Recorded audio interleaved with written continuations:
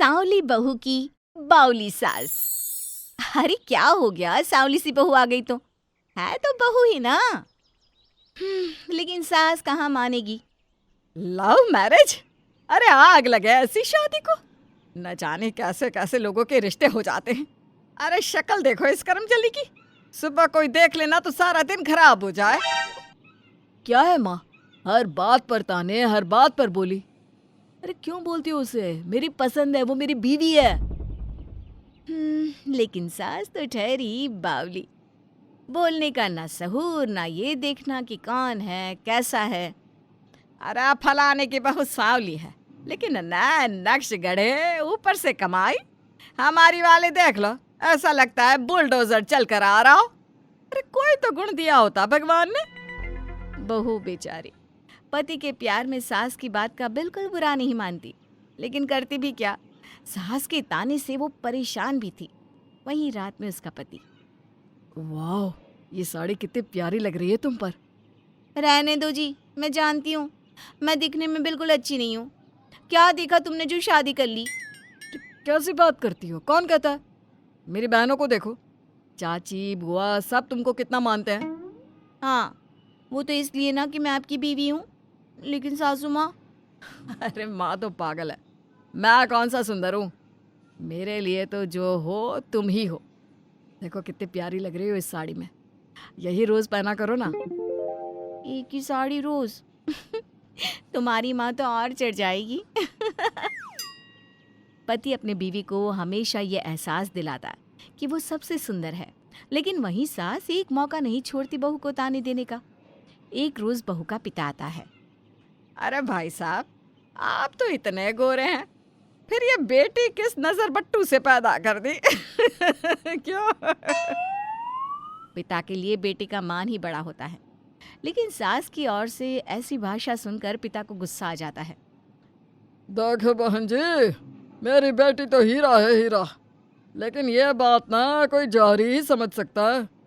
वो तो प्यार मोहब्बत का चक्कर पड़ गया, नहीं तो मेरी बेटी के लिए काफ़ी अच्छे अच्छे रिश्ते आ रहे थे।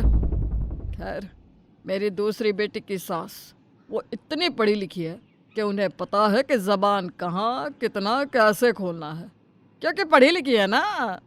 अनपढ़ लोगों को क्या पता क्या बोलना है, वो तो बस बोलते ही रहता है, बुरा और बुरा।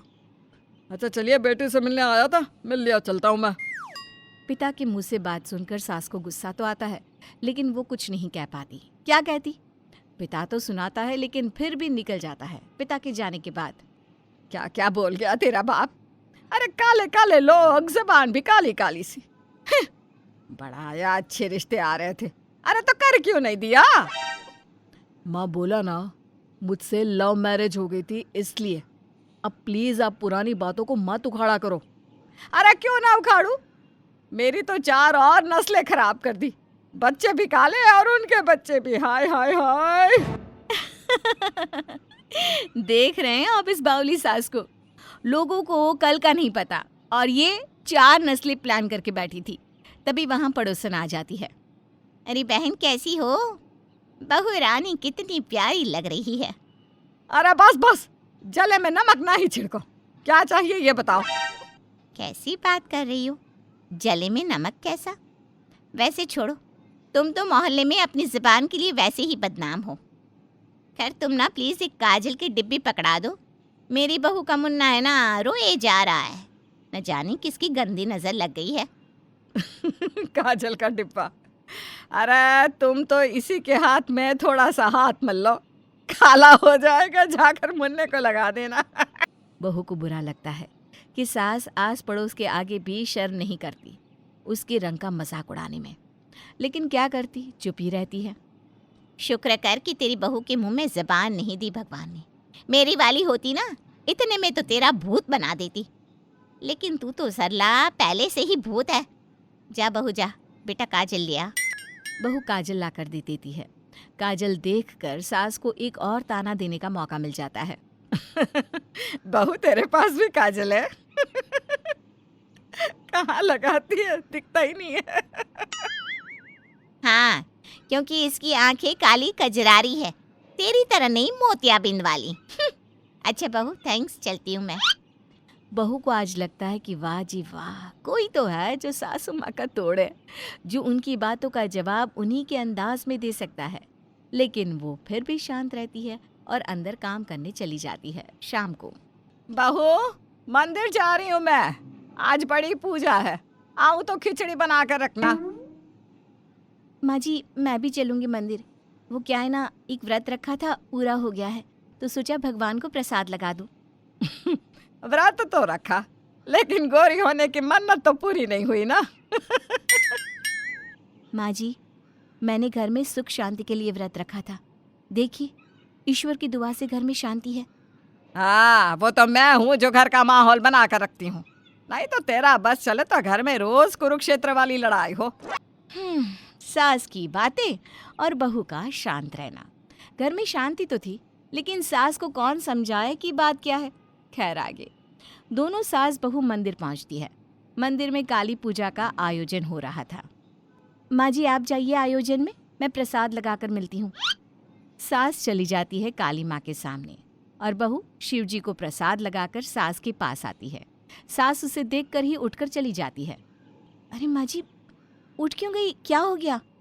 शक्ल देखिए अपनी काली कलूटी, मेरे पास ना बैठ। यहाँ मैंने सबको कहा है कि मेरी बहू ऐश्वर्या राय की तरह गोरी चिट्टी है। तेरे साथ कोई देख लेगा तो बदनामी होगी अलग से। जा यहाँ से, हट। बहू आसपास देखती है।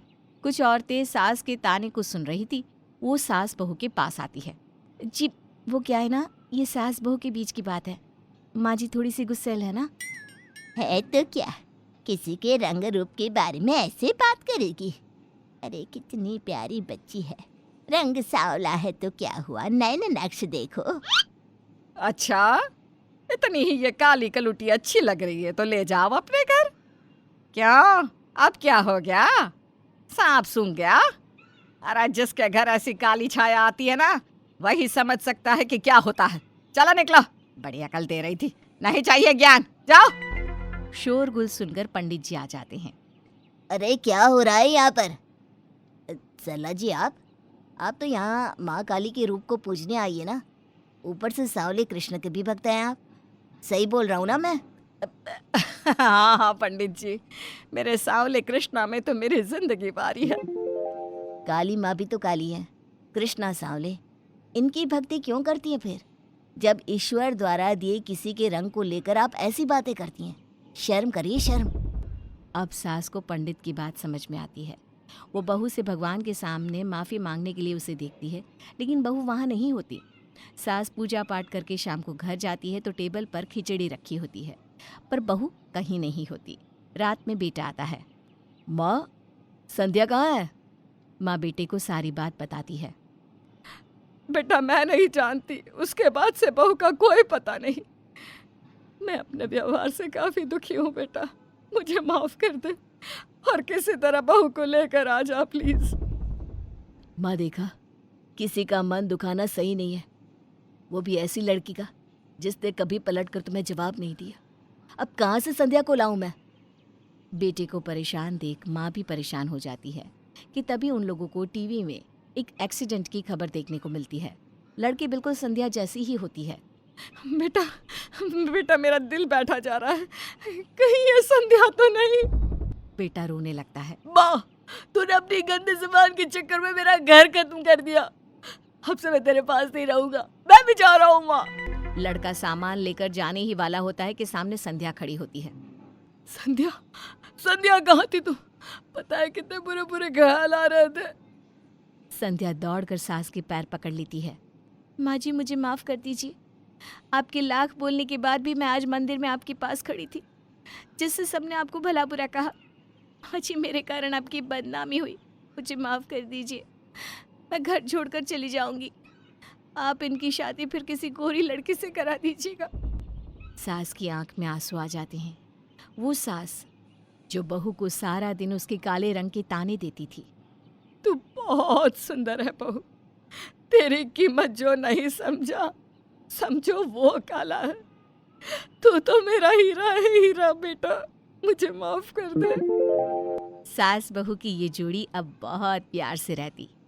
बहू का बड़ों का सम्मान और बड़ों का सही समय पर समझ का ज्ञान एक परिवार को फिर से बसा देता है।